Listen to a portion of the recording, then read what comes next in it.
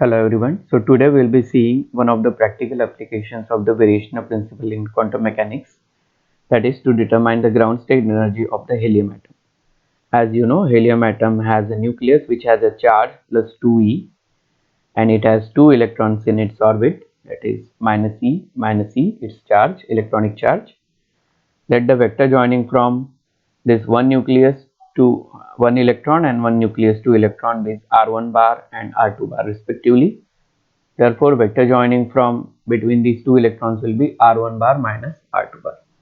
For this system, let us try to write down the Hamiltonian, which is minus h bar square over 2m, del 1 square corresponding to one electron and del 2 square corresponding to other, and a potential. Of course, there will be three terms: the potential energy between these two, nucleus and one electron, nucleus and other electron, and between two electrons.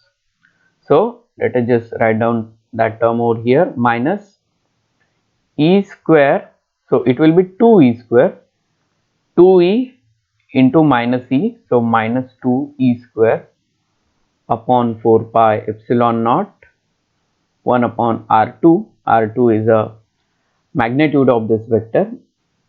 Another will be minus 2e square 4 pi epsilon naught r1, and then between these two electrons, so minus e square 4 pi epsilon naught. Now the magnitude of this vector, which is r1 bar minus r2 bar. So this is our Hamiltonian for the system.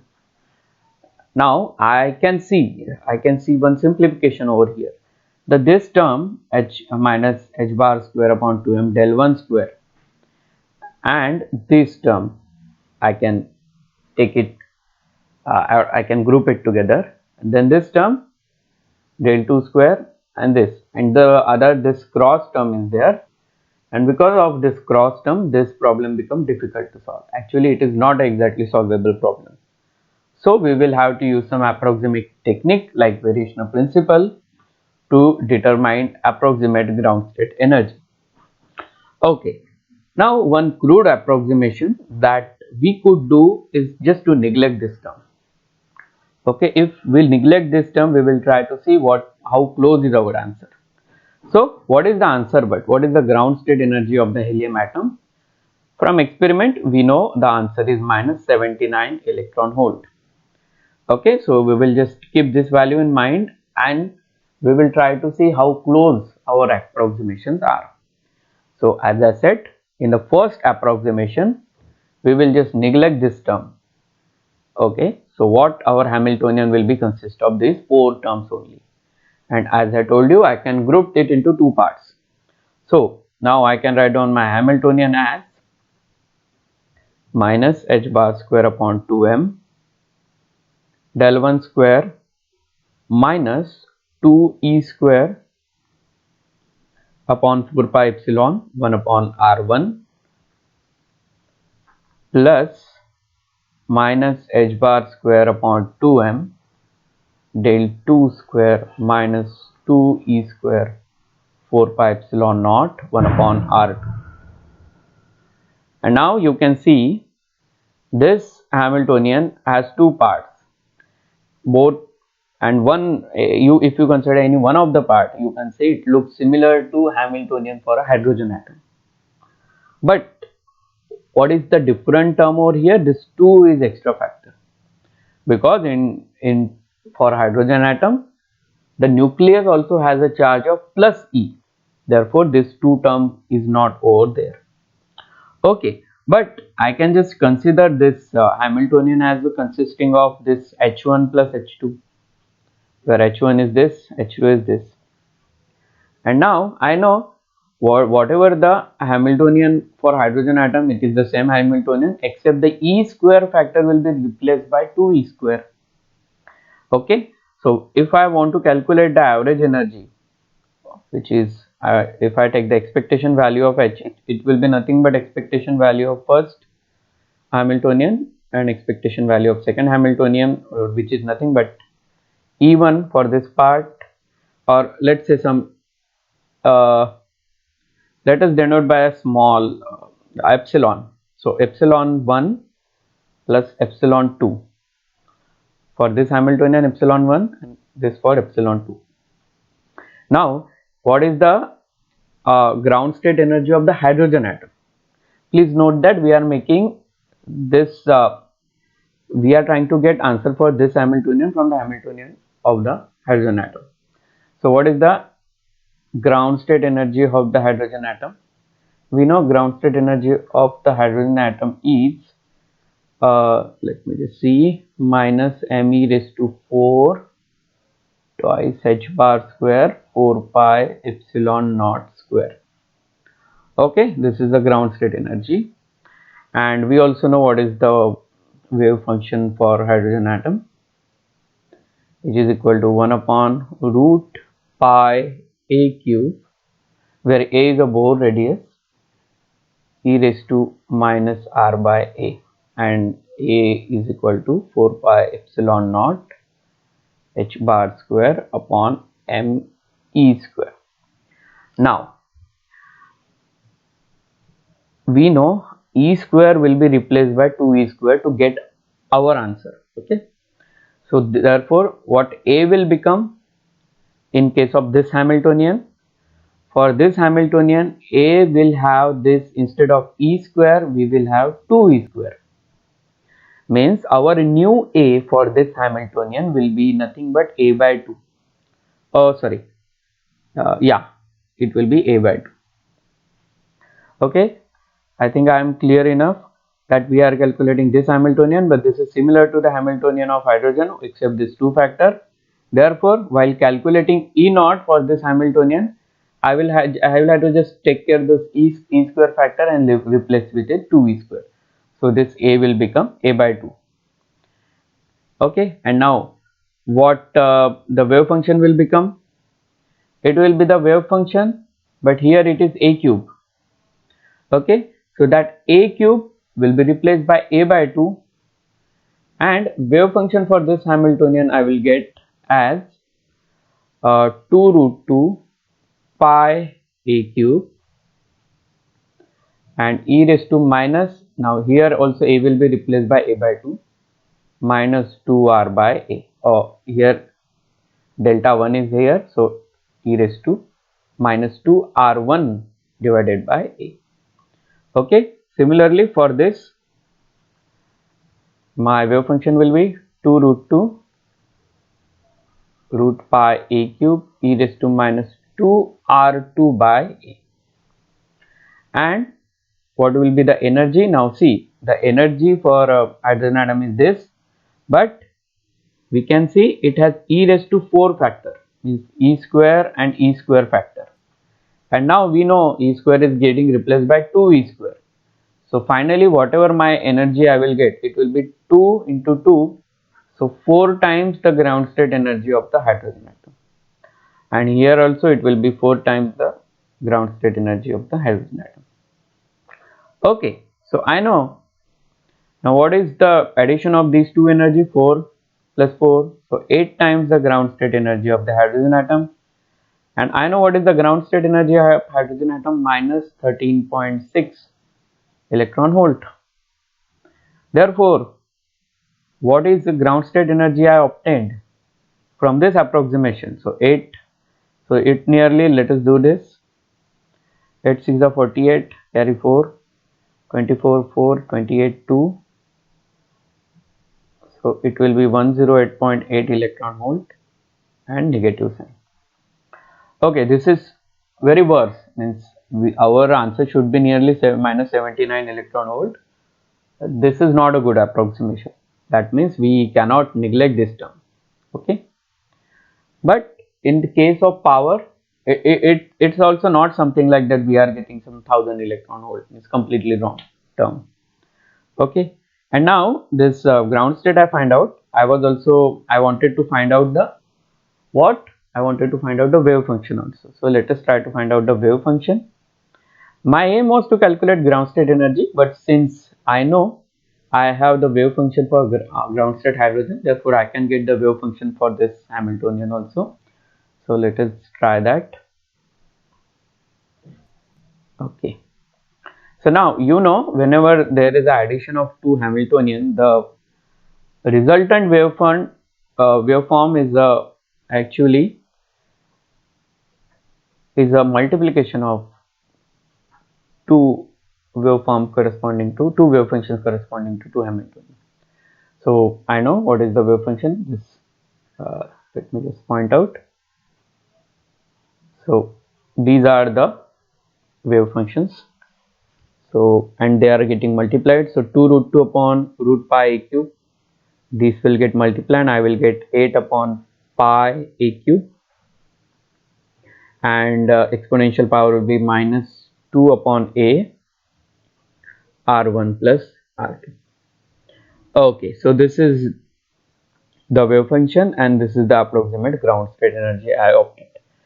Okay, now let us move towards the second approximation or second way in which we can get near about approximate result. Let us use the variational parameter approach to get a better approximation. As you know, in the variational parameter approximation method, we have to take a trial wave function. So let our trial wave function be this wave function that we obtained for the Hamiltonian, this Hamiltonian. Okay, so we will use this trial wave function. It is already normalized, so we will just have to calculate the expectation value with respect to this trial wave function. So what we have to calculate is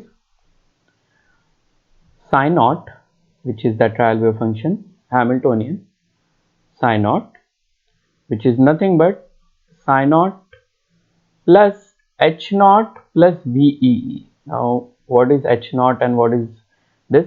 See, this Hamiltonian is nothing but what we have seen over here. This part is that Hamiltonian, where we have already calculated this part, which was nearly minus 108 electron volt, and we name this potential term as VEE and this Hamiltonian part as H naught, and we already know what is the expectation value of this H naught. So we have already calculated it to be like minus nearly 109 electron volt. So that part is done already, so we don't need to bother about that. So psi naught H naught psi naught and then psi naught VEE psi naught, and we already know what is this minus 109 electron volt. So we need to worry about this part only. Okay, expectation value of that term. What was that term? Or let us just write down what is VEE. It is nothing but integral psi naught. What was psi naught?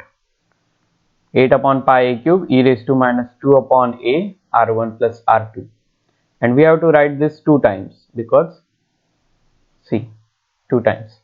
Okay, so it will be 8 upon pi a cube square e raised to minus 4, the 2 will become 4, r1 plus r2 divided by a, and of course this VEE term is nothing but e square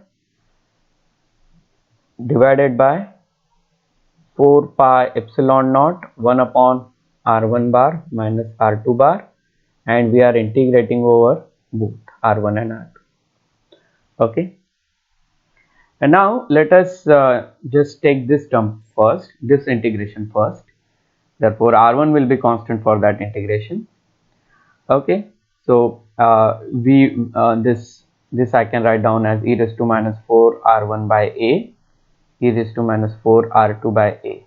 So we will be concerned with this part whenever we take integration with respect to r2, and also we will be concerned with this modulus r1 bar minus r2 bar. Okay, so now let us just take this constant part outside the integration. So 8 upon pi a cube whole square, then this e square upon 4 pi epsilon naught.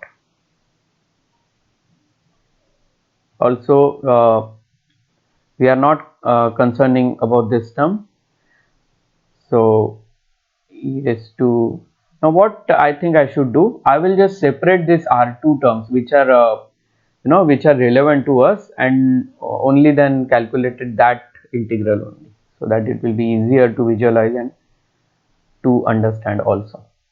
So what I was saying, let us just with respect to R2, let us just calculate this I, the integration with respect to R2, which let us just ignore for constant term for a moment.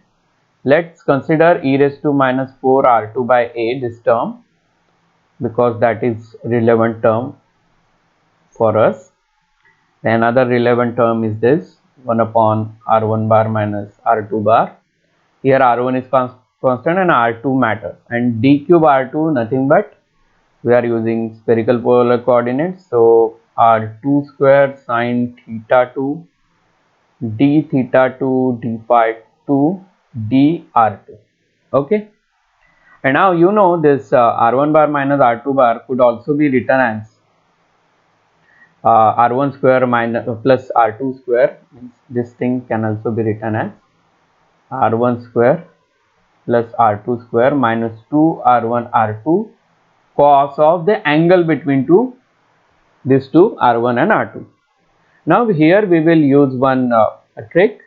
What we will do, whatever the spherical coordinates we are using, okay, and we will make sure that this R1 bar is along the polar axis. Okay, so what I am saying is that, so generally I will just draw the Cartesian coordinates for reference and denote the, so if suppose this is R2 bar, then let us just take R1 bar along this. Okay, so if this is R1 bar, you can know we are taking integration with respect to R2, so this theta 2 is nothing but angle between R1 bar and R2 bar, and it is also our spherical coordinate, so this will be cos theta 2.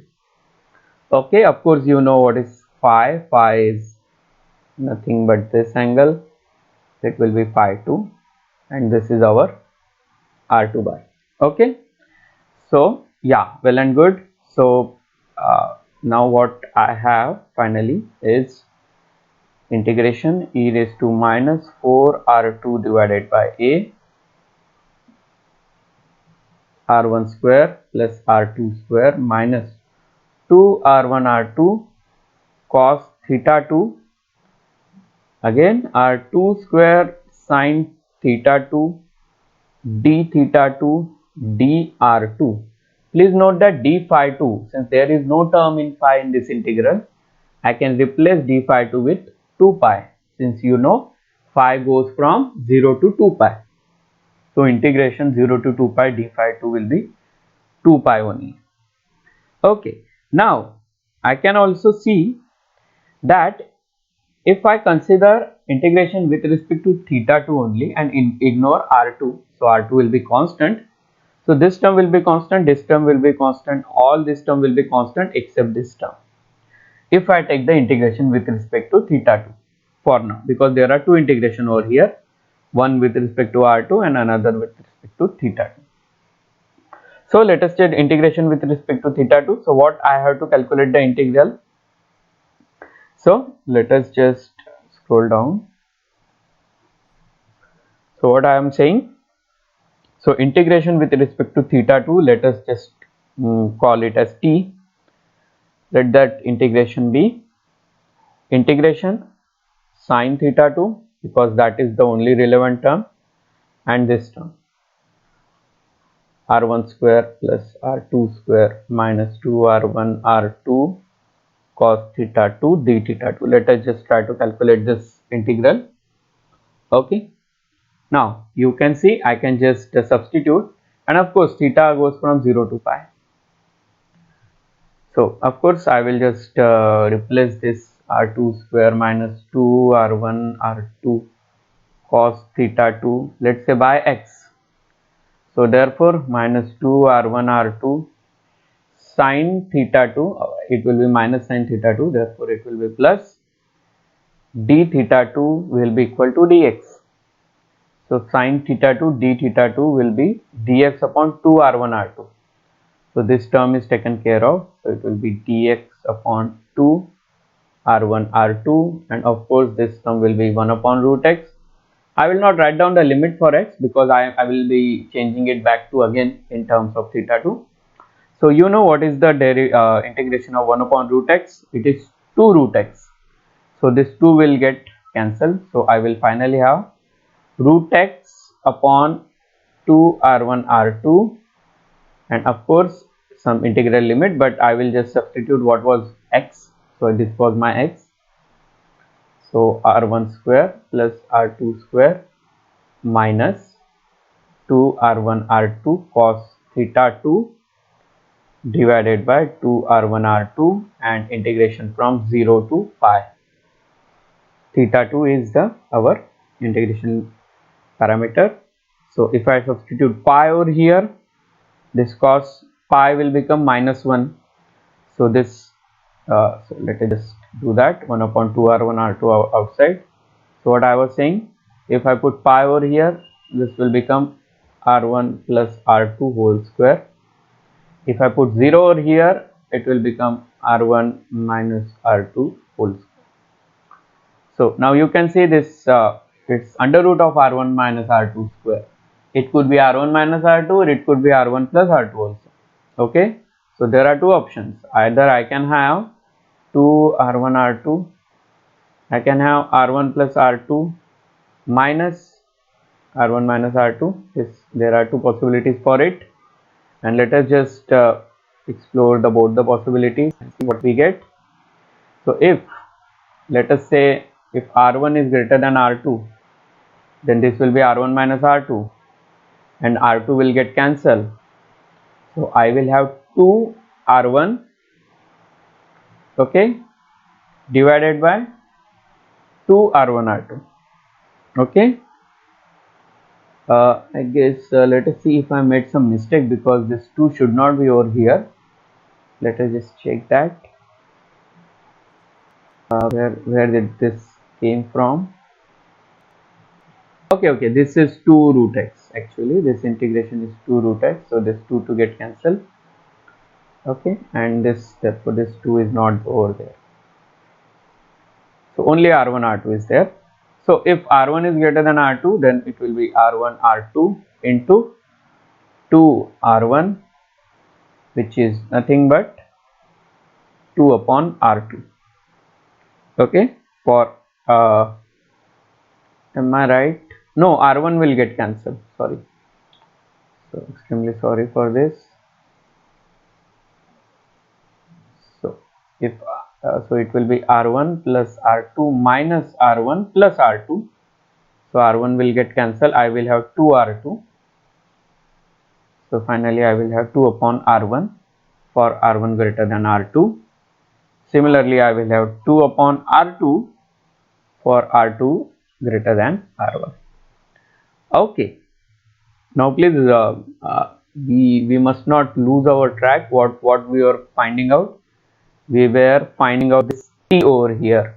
So t we got as this. We got this. Okay, and if I substitute it back over here, because we did what? Theta 2 integration. Now our r2 parameter is over there as it is. Okay, and r2 is going from where to where? 0 to infinity. Please note that we have obtained two terms for two different conditions. We will just split this integration limit from 0 to r1 and then r1 to r2. So let us just write down this I as, so let us just write down that on the next page. So that I, let's just see what was it. Okay, so it was 2 pi, and then what we obtained is, okay, so 2 pi, then r2 grows from 0 to infinity, then t, that we obtained. Okay, e raised to minus 4 r2 by a, e raised to minus 4 r2 by a r2 square dr2. Okay, and this t I have calculated as 2 upon r1 if r1 is greater than r2, sorry, if r1 is less than r2.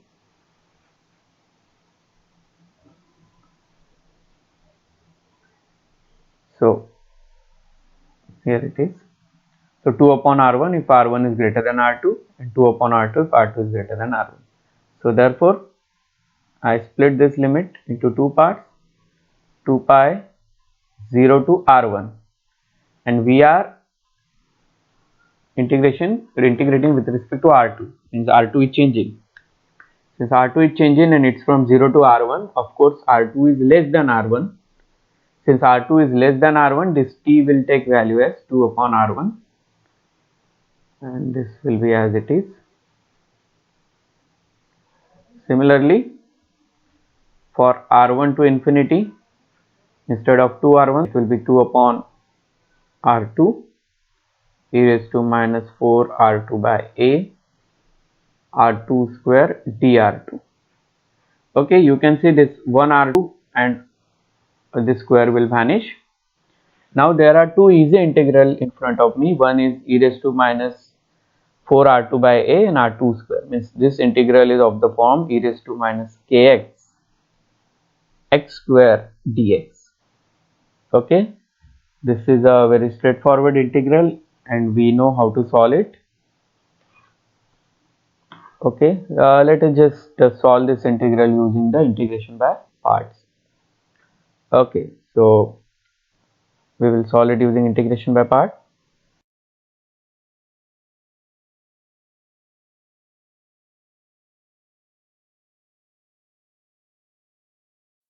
So I have directly written down the results for the two integrals or two formulas that we required, one for this integral and another for this. Here you know this integral is of the form e raised to power kx into x, and this is of the form e raised to power kx x square. So I have written the formula for over here. Here please note that the k will be minus 4 upon a. Okay, so we will just substitute that over here. What we get, let us see what we get. So this I will be nothing but, or let us just calculate this term first. So integration e raised to minus 4 r2 by a r2 square. Please note that there are limits also dr2. So instead of this we will substitute over here, instead of x we will have r2 as a parameter. So r2 square e raised to minus 4 r2 by a divided by minus 4 by a minus 2 r2 e raised to minus 4 r2 by a. Now this, there is k square, therefore I will add to this square for this, 16 upon a square, and then there is k cube, therefore it will be again minus. So let us just put this minus sign in front of this. Okay, so now the next term will be 2 e raised to minus 4 r2 by a divided by, now it will be 64 upon a cube. Okay, and the limits are from 0 to r1. Okay, now let us just put those limit back.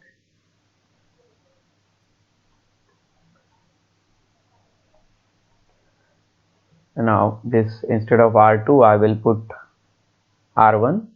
Let us just get a in the numerator.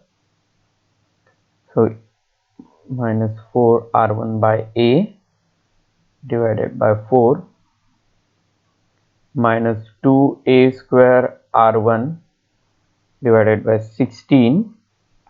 Let us just make it 8 over here.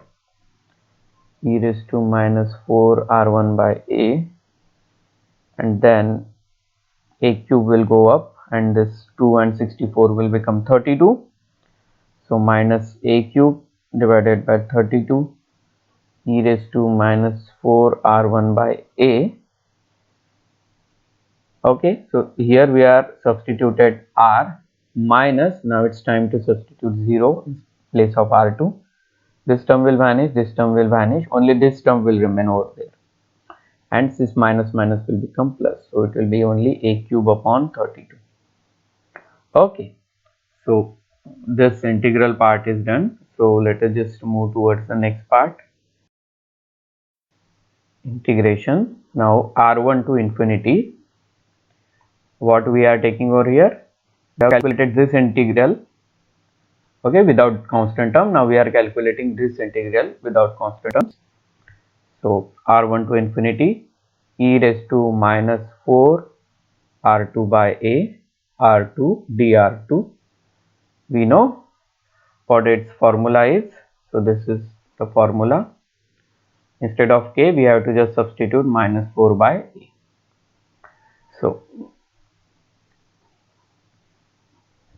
it will be like, instead of x I will just write down r2 divided by minus 4 by a minus 1 upon 16 by a square e raised to minus 4 r2 by a. Of course limit is from r1 to infinity. When I put infinity over here it will become 0. You can argue for first term that r2 is also getting infinity and this is getting 0. Okay, so this term is getting 0 more faster since it is exponential term. So this into this will be 0 also.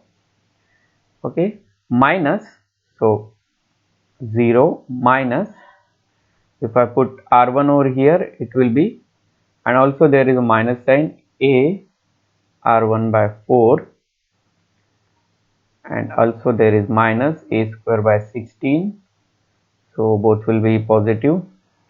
So a r1 by 4 plus a square by 16. So this is the answer for second integral.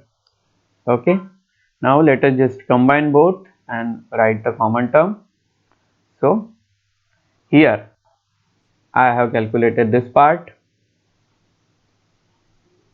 and here I have calculated this part. Okay, so for the first integral I just have to multiply by 4 pi by r1, and in the second integral I just have to multiply 4 pi. Okay, so we are calculating this I. Okay,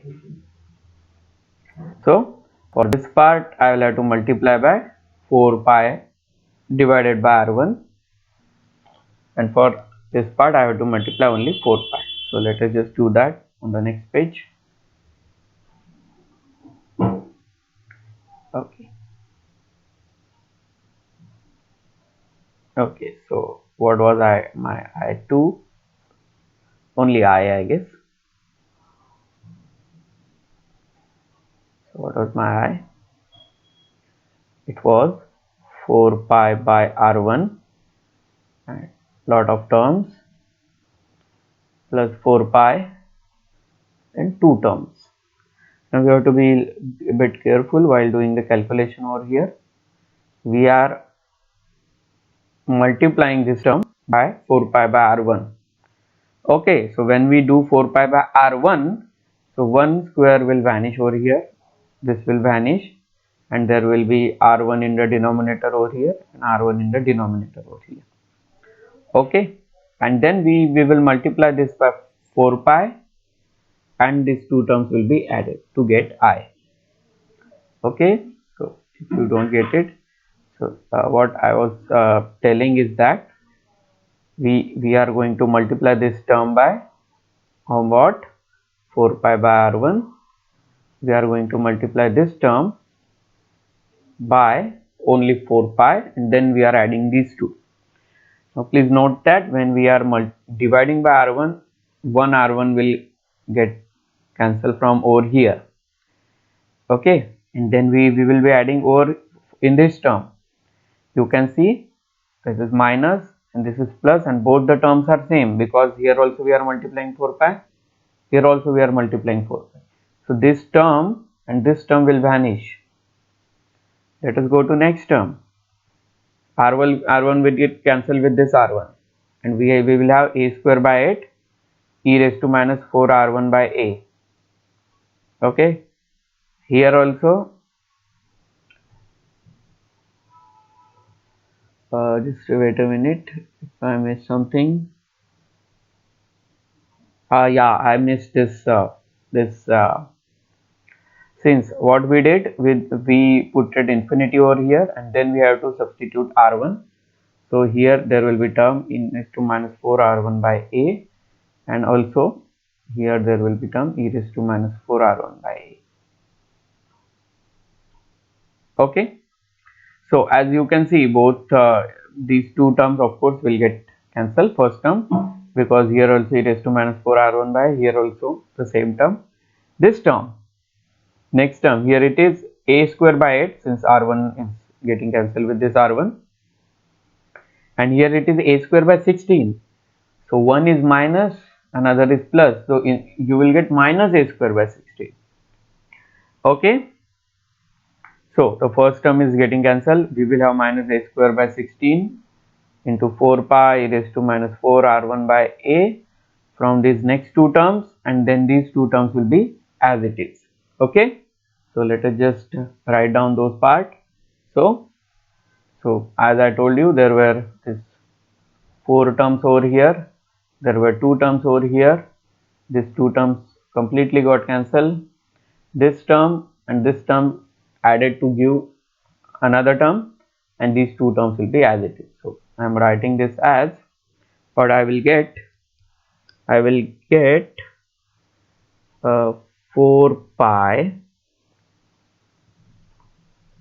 okay, then minus a square by 16 as I told you from these two terms, minus a square by 16 e raised to minus 4 R1 by a, minus, now we know these two terms will be as it is, so these two terms will be, these two terms will be as it is, so just write down them as it is, minus a cube divided by 32 R1 e raised to minus 4 R1 by a, plus the another term which is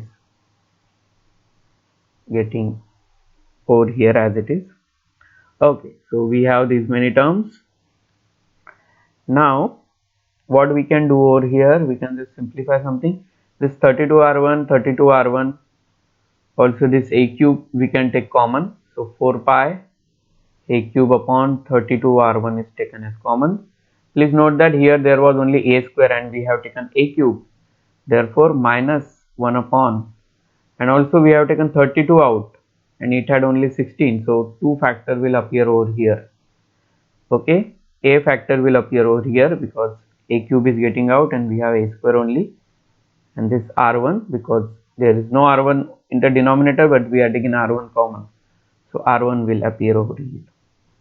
Okay, now, and of course e raised to minus 4 R1 by a, and over here everything is going out nicely, therefore only 1 will remain over here, and e raised to minus 4 R1 by a outside, and this factor is 1 because it's getting outside as it is.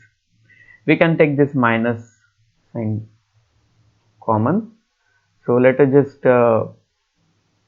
simplify this. 4 8 is so a cube upon 8 R1, okay, and there is pi also, then put this 1 over here, minus 2 R1 divided by minus 1 e raised to minus 4 R1 by a.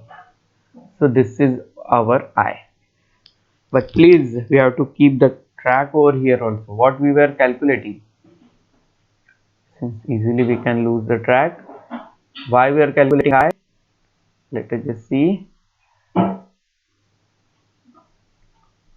Okay, we were calculating VEE, expectation value of VEE, and in that we were calculating integration with respect R2 parameter, that is our I.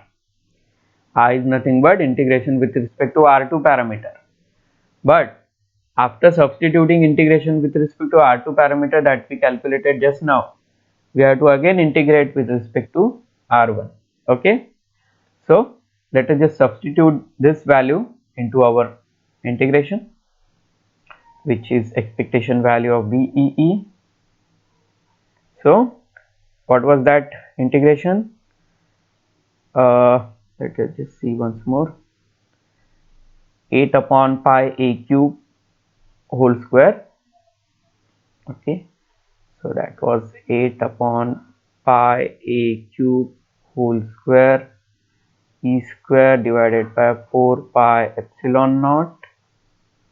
Okay, these were constant. Now we will substitute this integral pi a cube upon 8, and r1 we will take inside the integral, so it will be 1 upon r1, this term 1 minus 2 r1 by a minus 1 e raised to minus 4 r1 by a.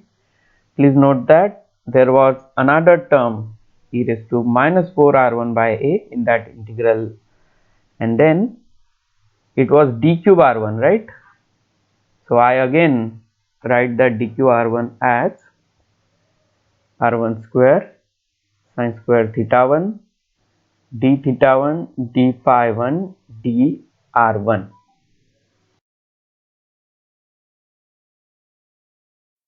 Oh yes, and this term is inside actually. So let me just do that.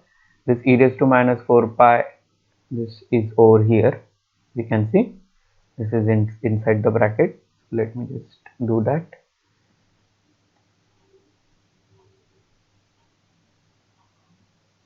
This term is over here, e raised to minus 4 r1 by a, and then this is outside. Also we can note that this r1 and this square will get cancelled, and this term and this whole term will get cancelled because they are just inverse of each other. And let's just put this remaining r1 inside the bracket. So what I will have 8 e square upon pi a cube 1 upon 4 pi epsilon naught. Okay, and then integration, this is r1 minus also take this e raised to minus 4 r1 by a inside, minus 2 r1 by a minus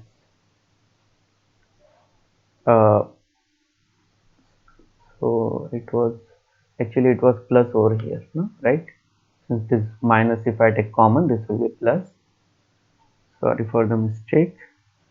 So 2 r1 by r1 square by a plus r1 e raised to minus 8 r1 by a, because this 4 and 4 will become 8, and then dr will be over here.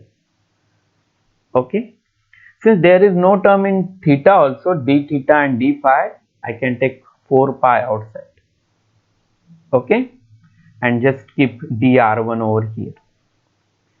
Okay, so now we have already know what is integration for this, and yeah, the limit from 0 to infinity. And also we know this integration r1 square into e raised to some constant upon r1 by a, and also this. So all the three integrations formula we know. So let us just do that, and let us just this 4 pi will get cancelled. So I have 8 e square pi a cube epsilon naught, and just see what is the answer for this. We have already done it, so let us just look.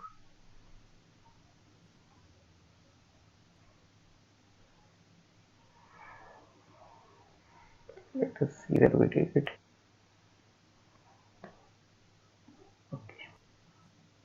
Okay, so we did it over here, right?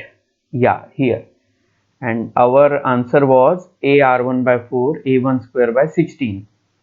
Okay, and this integration is same actually. Yeah, what we are seeking is exactly same. Instead of r1 we had r2 over there. Okay, so what answer? This is our answer. Sorry, this is our answer. But instead of r1 to infinity, we have 0 to infinity. So as you know, because of infinity, the term will be 0. And because of 0, the first term will be 0. And we will have only second term, that is a square by 16. So let us just write down that. So we will have term as a square by 16. Please note that this term is taken care of. Now the next term is r1 square e raised to minus 8 r1 by a. So minus 2 by a and this integration. R1 square e raised to minus 8 r1 by a. So this also we have done. So this instead of 4 there is 8 in the previous integration that we seek to find out. So and integration limit from 0 to infinity. Please note that if I put 0 to infinity over here, since infinity this term will be 0.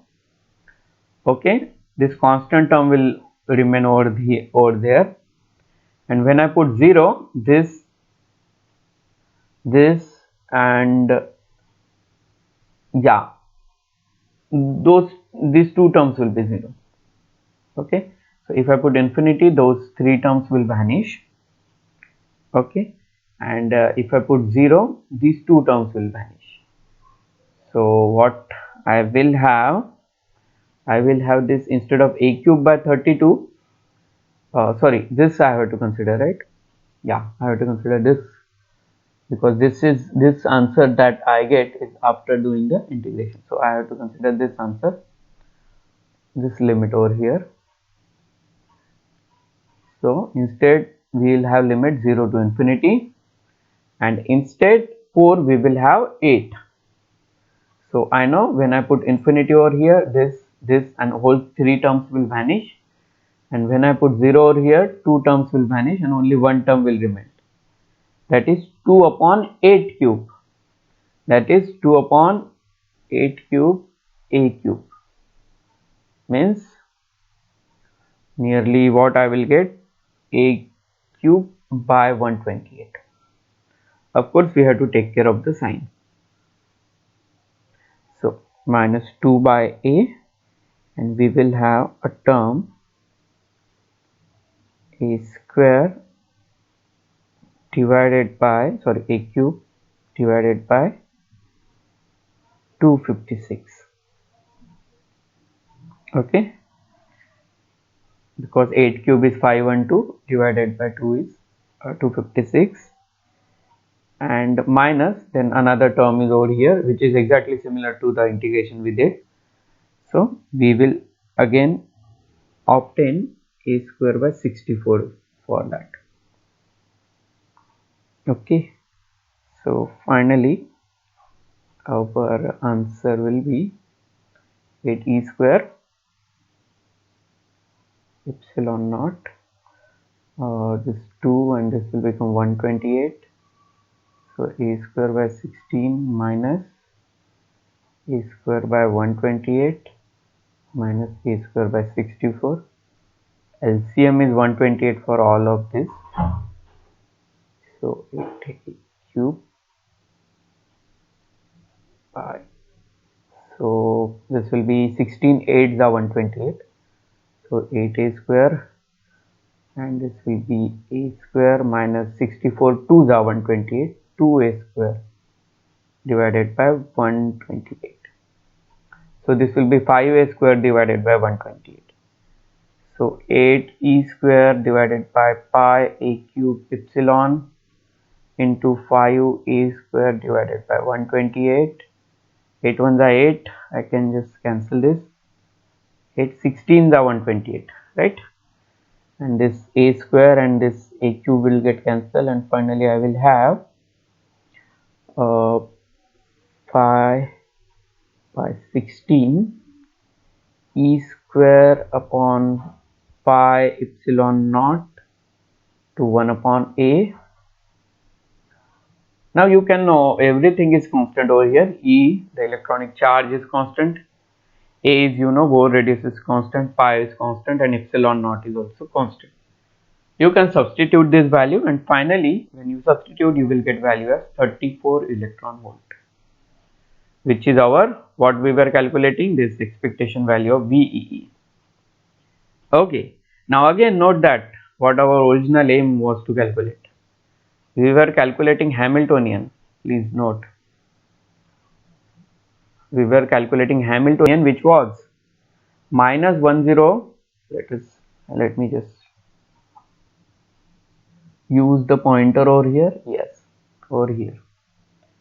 So if you are able to see pointer, you can see our expectation value of energy, or what is our energy, was minus 109 electron volt plus expectation value of VEE, which we have already calculated. So our ground state energy is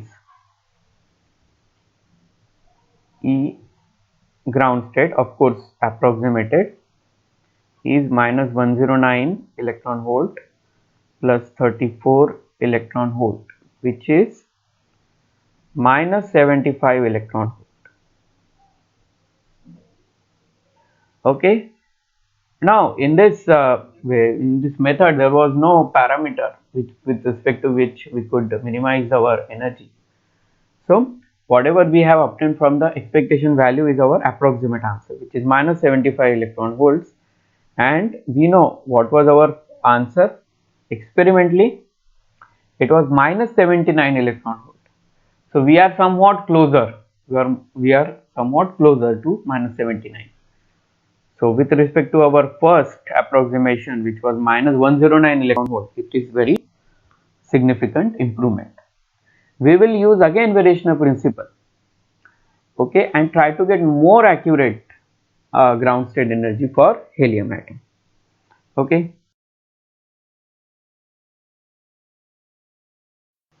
In the previous approximation that we saw, we used this triangular function psi naught is equal to 8 upon pi a cube e raised to minus 2 by a r1 plus r2. And how we obtain this eigenfunction? By this Hamiltonian, H is equal to, consisting of two parts Hamiltonian, H1 plus H2. While considering this Hamiltonian, we altogether neglected this term, this cross term, minus e square upon 4 pi epsilon naught r1 bar minus r2 bar. Now what if we take a trial wave function which somehow include this term, and which is therefore is more realistic than the psi naught we considered earlier. So let us think that now here we consider that interaction between this nucleus and this electron is independent of this electron, and interaction between this nucleus and this electron is independent of this electron. But that is not the case.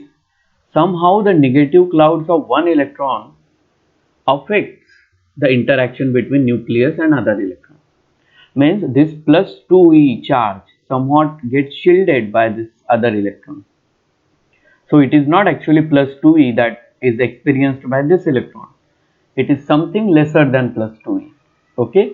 Let us say that now while deriving the third approximation that we are seeing, we will consider this charge as not plus 2e plus some ze. Okay, we will consider it as some ze and try to obtain then this wave function that we earlier obtained at psi naught. Now let us try to obtain psi 1, so that you, instead of plus 2e, we will use charge as ze, where z is some number which is of course lesser than 2. Why it is lesser than 2? Because without the other electron, we found that electron experienced the charge of 2e, but because the other negatively charged electron, it will not be experiencing plus 2e, but somewhat lesser than plus 2e. So we have considered that as ze as that charge. Okay, now we will try to find out what is the wave function if we use ze instead of 2e. Proof is easy. Now wherever there is 2, we will just have to use z instead of that. So let me just point in this proof to obtain psi naught. Now we are obtaining psi 1. So we are obtaining psi 1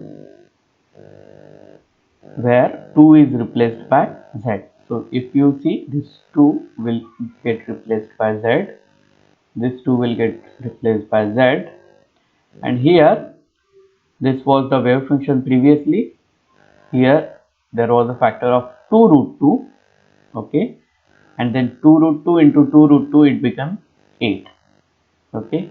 Now instead of 2 there is z, so you can see this as z into root z, z into root z, okay. Here z into root z and z into root z, and here instead over in the power it will be e raised to minus 2z r1 divided by a, and here it will be e raised to minus z r2 divided by a, okay. So instead of 2 factor it will be z, and therefore in this wave function instead of 8 was what, 2 cube, we will obtain z cube. So denominator will be as it is, and instead of e raised to minus 2 by a, we will have e raised to minus z by a r1 plus r2, okay. So let us continue this calculation on to the next page.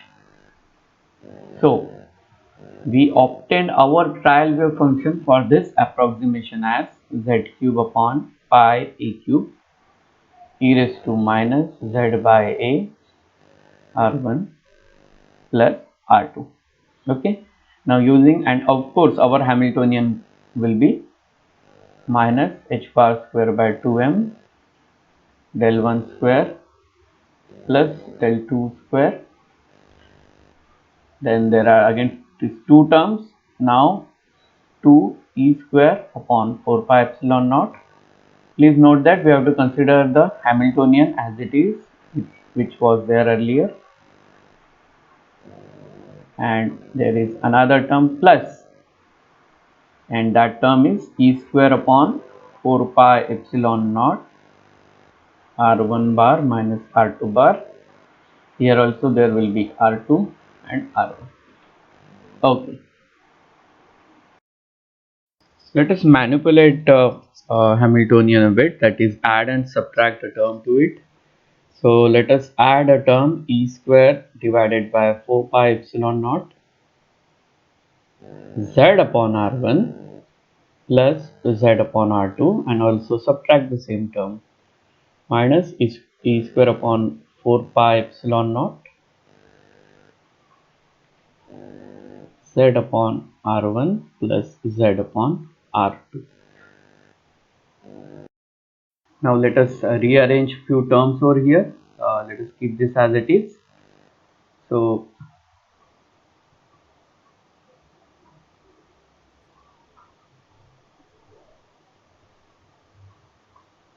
and let us put the z term as a second term over here, that is minus e square upon 4 pi epsilon naught z upon r1 plus z upon r2. And now consider these two terms, this and this. We can see I can write this as z minus 2, because other things are same, e square upon 4 pi epsilon naught r1, and here I can also write z minus 2 e square upon 4 pi epsilon naught r2. So write down over here, so I can write down e square upon 4 pi epsilon naught z minus 2 upon r1 plus z minus 2 upon r2, okay. And other term, we can also include this term in this bracket only. So let us write the third term in this bracket, that is plus 1 upon r1 minus r2 bar, okay. So this is how we rearranged our Hamiltonian. Now you can see this part of Hamiltonian. We have already dealt with this part as the ground state of hydrogen atom, except the Z part over here we had only one in hydrogen atom.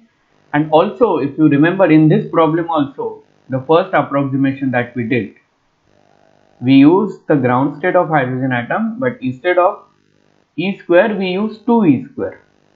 Similarly, instead of E square we have to use ZE square.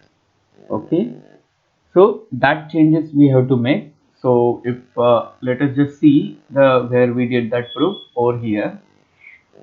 See, you can look over here that this is the ground state of hydrogen atom. Instead of E square we use 2E square. Okay, in the first approximation that we did. So now just instead of 2E square we have to use ZE square. Okay, now if I use ZE square over here, what will happen? The ground state energy E naught is the ground state energy of hydrogen atom, and the expectation of value of this part of Hamiltonian came out to be 4 epsilon, because we consider here 2. And now when we consider 2, we consider Z instead of 2, we will get Z square epsilon naught. Okay, we will get Z square E naught as a ground state energy of this part of Hamiltonian, and for second part we will get another Z square E naught, so we will get 2 Z square E naught. Okay, so if you are clear for this part of Hamiltonian, if we find out the expectation value of Hamiltonian, for this part we will get 2 Z square E naught, where E naught is a ground state energy of the hydrogen atom. Okay, now let us move towards to this part. Okay, now this part, instead of Z that we had over here, we have Z minus 2. Okay, we have Z minus 2 and this E square minus 4 pi epsilon naught and extra factor. Finding expectation value of that part, so we will have E square upon 4 pi epsilon naught Z minus 2 1 upon R1 plus E square upon 4 pi epsilon naught Z minus 2 1 upon R2, and then expectation value of E square upon 4 pi epsilon naught into 1 upon R1 bar minus R2 bar, and you know what is that? It is expectation value of VEE. Now let's concentrate on this for second and third term. Here we can take out this part E square upon 4 pi epsilon naught Z minus 2, and we can keep this part into the expectation value. So E square upon 4 pi epsilon naught Z minus 2 1 upon R2. Now please note that R1 and R2 are essentially same, both have a same state except their spins are different. So to find, so we can write down this as 2 into E square upon 4 pi epsilon naught Z minus 2 into expectation value of 1 upon R. 1 upon R is the expectation value of this is expectation value of 1 upon R in one particle hydrogen ground state. Okay, except now the nuclear charge we have to consider as Z. Okay, so everything while calculating expectation value of 1 upon R for hydrogen atom, whatever steps that they are there, we have to follow same state, but except E as a nuclear charge we have to replace that with ZE. So let us just see that proof. Okay, so we have to find out 1 upon R. Okay, and now nth state energy state is written as minus m upon 2h bar square E square upon 4 pi epsilon naught square into 1 upon n square. But now instead of E square we will be using ZE square. If you are familiar with virial theorem, we know by virial theorem we have 2 times expectation value of kinetic energy is equal to R del V by del R. V is a potential. Okay, so let us just substitute what is V. R Z E square upon 4 pi epsilon naught R square, which could be written as Z E square 4 pi epsilon naught R. So 2 into expectation value of T, and this is what? This is nothing but minus V. So I write down this as minus expectation value of potential. But we know En could be written as sum of expectation value of kinetic energy and potential energy.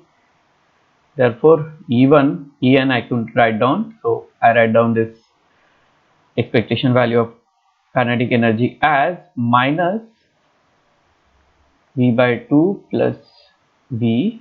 So I get expectation value of potential energy upon 2. And again replace what is V. V is nothing but this thing minus Z E square upon 4 pi epsilon naught 1 upon R, and now I could get 1 upon R by equating this and this. So 1 upon R could be written as m upon h bar square E square upon 4 pi epsilon naught Z 1 upon n square. Now if we consider a ground state, then n will be equal to 1, and if you notice, this is what? This is nothing but our Bohr radius A, or this is A, okay, or 1 upon A, I guess. So this part is 1 upon A. N will be equal to 1 for a ground state. So what we will get? Z upon A as expectation value of 1 upon R. So we will substitute in whatever we found over here. So if I write down expectation value of Hamiltonian as 2z square E naught. So let us just write over here 2z square E naught plus 2 E square upon 4 pi epsilon naught Z minus 2 into Z upon A, that we just find out, and VE. So let us just take this and write onto the next page. So what I have, expectation value of H as 2z square E naught, where E naught is a ground state of hydrogen atom, which is minus 13.6, 2 into Z minus 2 E square upon 4 pi epsilon naught into Z by A plus expectation value of VEE, and I know I already found out what that is. So let us just look what we find out. Sorry. So let us just see what is the value of expectation value of VEE.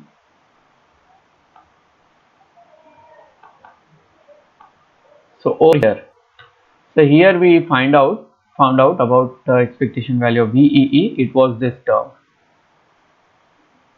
Of course, we find out the numerical answer, but for this calculation, we will need a formula that from which we got this value. So expectation value of V is 5 by 16 E square upon pi epsilon naught 1 upon A. So let's just write down that 5 by 16 E square upon pi epsilon naught, what was that again? Pi epsilon naught 1 upon A. 1 upon A. Okay, now here I want to use the formula for E naught. What is the formula for E naught? That from which we obtain the answer as minus 13.3. It is 1 upon 2A E square upon 4 pi epsilon naught. Now if you compare this formula, okay, now let us just rearrange this formula. It could be written as 5 by 4 E square upon 4 pi epsilon naught, and of course 5 upon 4A, and this could be written as minus 5 by 2 E naught if we use this. Okay, and here also we can use the same formula and write this expression in terms of E naught. So I can write down okay, now this expression I can write down as, okay, and z term is over there remaining. So uh, so in that VEE expression I had this z also over there. So let me just explain. So here ze square we consider. Okay, so we need to put z over here in our calculation. This calculation we obtained using VEE as 2, means plus 2e square. So we will just have to divide by 2 and multiply by z, okay, to obtain our answer in this calculation. So if you are getting over here, I just have to multiply by z and divide it by 2 here. Why we are dividing by 2? That this answer that we obtained earlier, in this answer we consider 2e square. Okay, so we have to divide by 2 to remove that 2 and then multiply by z. Okay, so this is our answer for this part, and for this part the answer would be, it will be easy, that is 4z, and you can see if you put 2a over here, this will become 4. So 4z into z minus 2 and everything becomes E naught. Okay, so let us just put this over here and this over here. What we get, h as 2z square E naught minus 4z into z minus 2 E naught minus 5 by 4 z E naught. You can see everything as E naught, so I can take E naught common. So let us do that. So 2z square